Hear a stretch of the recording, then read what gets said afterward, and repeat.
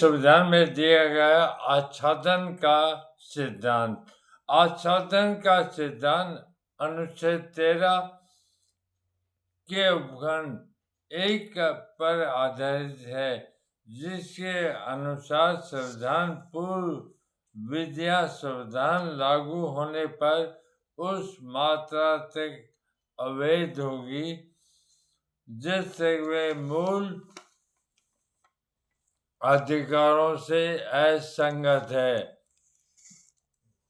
जो संविधान से मेल नहीं खाती। ऐसी विधियां असंगत हो जाएगी। ऐसी विधियां प्रारंभ से ही शून्य नहीं होती, बल्कि अधिकारों के पवित्रित हो जाने के कारण वे मर्तप्राय हो जाती है। इस प्रकार की विधियां मर्त नहीं है, बल्कि जब अधिकार लागू होते हैं देश के संविधान, तब वे उसके कारण मर्तप्राय हो जाती है, अर्थात मर जाती है, और उनका परिवर्तन नहीं किया जा सकता। ऐसे कानून बिल्कुल मिट नहीं जाते, ये कानून बिल्कुल खत्म नहीं होते, वे केवल मूल अधिकारों द्वारा आच्छादित हो जाते हैं, अर्थात ये अधिकार पूर्णतः मरते नहीं हैं, लागू रहते, लेकिन मूल अधिकारों के लागू होने पर ये शून्य हो जाते हैं और सुषुप्त अवस्था में रहते हैं, अर्थात सो जाते हैं। संविधान लागू होने के पहले के सभी व्यवहारों के लिए उनका अस्तित्व यथावत वैध बना रहता है और ऐसी विधि के अंतर्गत अर्जित किए गए अधिकारों और दायित्वों को परिवर्तित किया जा सकता है। क्या ऐसी विधियों को जो संविधान लागू होने पर मृतप्राय हो जाती है, संविधान में संशोधन करके पुनर्जीवित किया जा सकता है?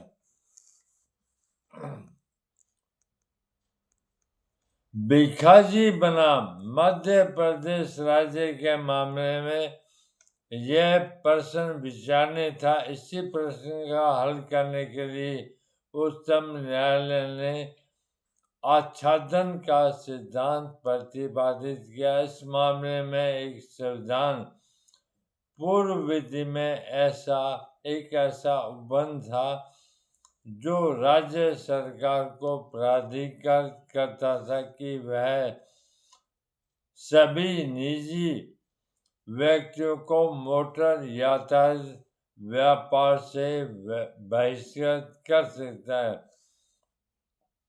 अधिनियम जब बना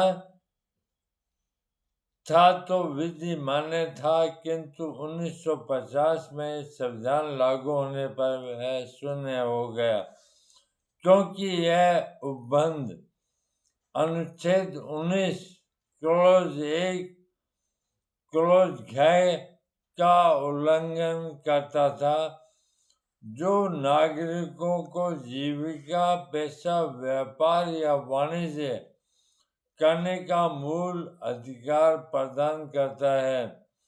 परंतु सन 1951 में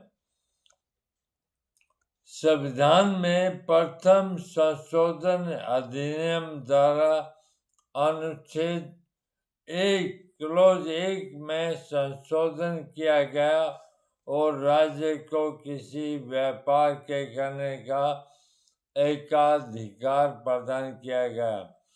उच्चतम न्यायालय ने यह